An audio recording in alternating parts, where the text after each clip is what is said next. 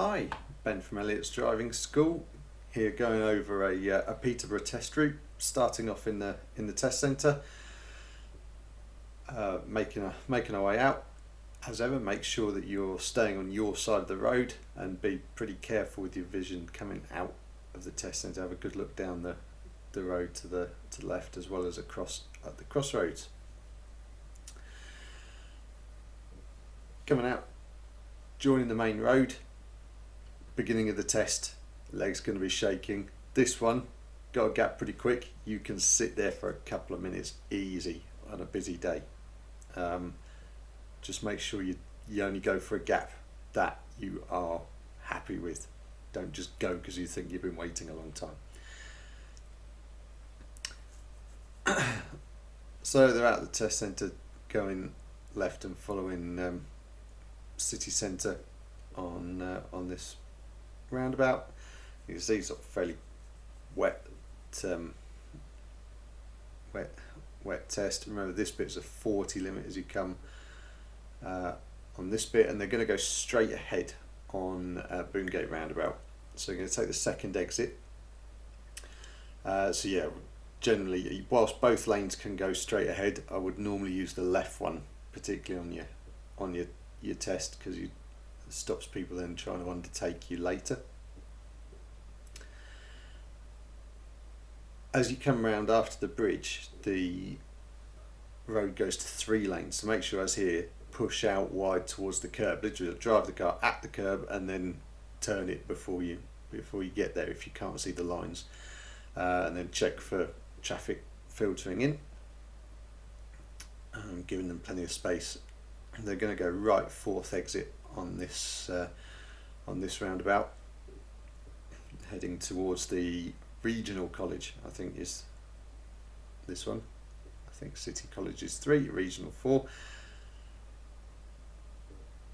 As they go up the road, fairly busy with parked cars. Just make sure you're very particular in your lane position when you're on this. The lanes are quite narrow, so make sure you're not leaving too much space and overlapping the other lane. And then dealing again with parked cars, traffic. You're going to see in a minute that they pull up in a place where you're like, why are they stopping there? So they're going to be doing the angled start, and the examiner has asked them to pull over behind this car. So it's fine, because the examiner says it's all right to cover the drive and the bus stop. So if the examiner says it's okay, then you're good. And they're just checking that you can drive off from behind a parked car. It's a standard part of each test. So if the examiner says you can pull up there, it's fine. If they say, can you pull up in a safe place, then yes, go with your standard, don't block a driveway, high curb, make sure that you're not opposite a junction or a parked car. So they're heading off into Dogsthorpe and just running up the road here. Something I would say as it comes up to the lights, so those going to be going left of the lights. You see the car in front nip round there. You see parked across the bike lane. Wasn't mentioned in the comments afterwards, but I suppose generally a good idea to leave that empty if you can. So pulling up on the left, these main roads through Dogsthorpe are great on lessons for interacting with traffic. Normally this road we're going along with now, quite a lot of parked cars along it. It's normally fairly busy. Good practice.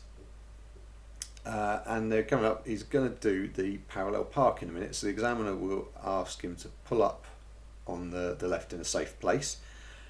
So he's pulled up here, gets a brief on doing the parallel park. So the silver, I think, car or van up in front, or white, there we go, and he's going to do the parallel park. And you'll see on this one that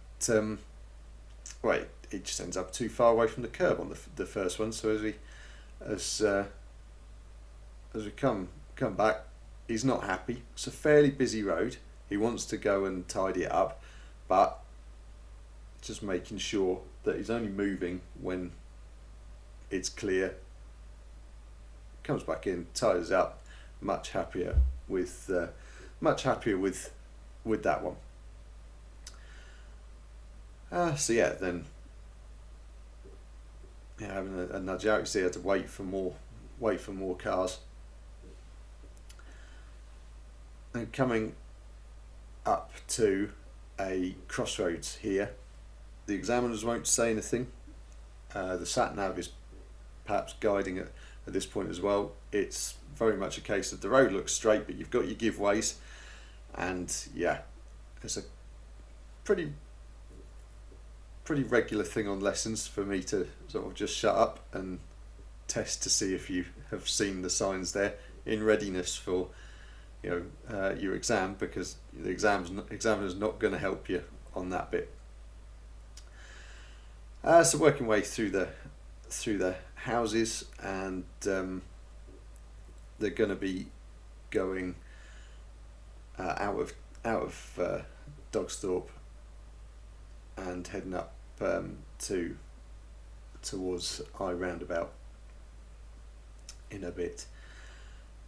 So once again, he's pulled up in a safe place, just having to wait to drive on. You notice they do it quite a lot. In this case, he's done an emergency stop, so that pull up on the left would have been a pre-brief for that. So you've been asked to pull up in the left, 4 times so far in the video, maybe 5. It's pretty regular on the test. You imagine, like once to brief for the manoeuvre, once to brief for the emergency stop, and then maybe the examiner might look at the road being like empty, see if you're basically checking.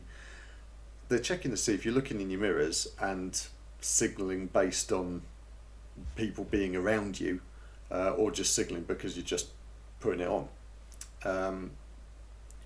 So yeah, and also normally get you to pull up on the left when there's people following you as well, to make sure that you don't just sort of panic and jump to the side. So it's very much just a test of how you interact with the traffic. As you come out of Dogsthorpe here, remember that this road is a 30 all the way to the roundabout. It's very easy to sort of pick your speed up as the houses go away. They're going left on the roundabout here, and then left on the next roundabout as well. So that bit's fairly straightforward. Then coming down, joining the road, you've got quite a long slip road here, so generally plenty of time to deal with the traffic. And coming up to I Roundabout, I say the biggest thing here first is dealing with the 40 signs. Making sure that you're down to the speed limit on time. Most people, when I leave them to it, end up selecting this lane for turning right on the roundabout. You can, if you've got lane 1 on the left, lane 4 on the right, you can turn right in lane 2, 3, and 4. We're in 3. 3 does, this one means that you're going to be in effect the overtaking lane as you leave the roundabout, and then the lane 4, the one on the right, blends in with this.